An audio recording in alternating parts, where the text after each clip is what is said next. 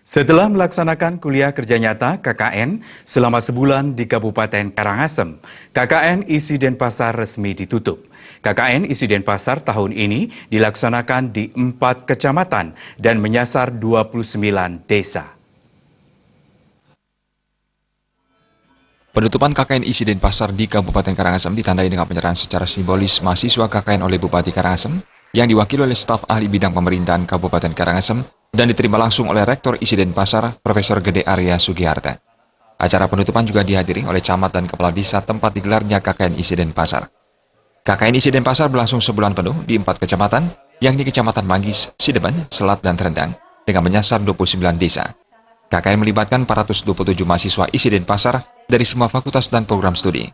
Menurut Rektor Isi Denpasar, Profesor Gede Arya Sugiharta, selama sebulan mengikuti KKN, mahasiswa telah terlibat dalam berbagai kegiatan untuk memberdayakan masyarakat, khususnya di bidang pelestarian seni budaya, yang sesuai dengan disiplin ilmu mahasiswa Isi.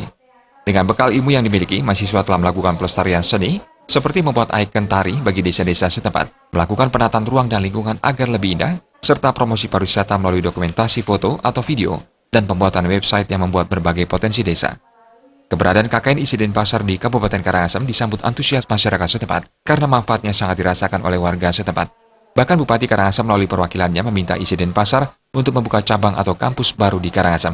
Permintaan Bupati tersebut direspon positif oleh Rektor Isi Denpasar yang menyatakan Karangasem sangat memungkinkan dijadikan kampus cabang Isi Denpasar untuk cakupan kawasan Bali Timur hingga NTB dan NTT.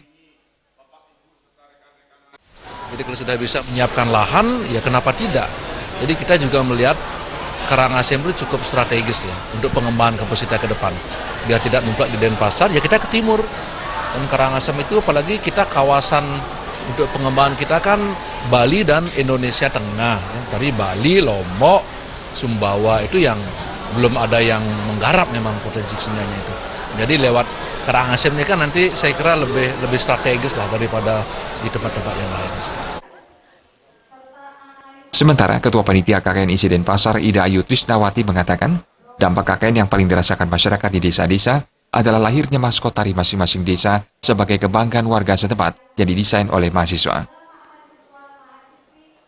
Banyak berupa binaan di bidang tari, terciptanya beberapa maskot desa, seperti maskot desa tari desa dari Nyoh Tebel, kemudian dari Duda Timur, Wisma Kerta, Peringsari, dan ada beberapa lagi di daerah-daerah atau desa-desa lainnya yang juga mencipta maskot dari desa tersebut.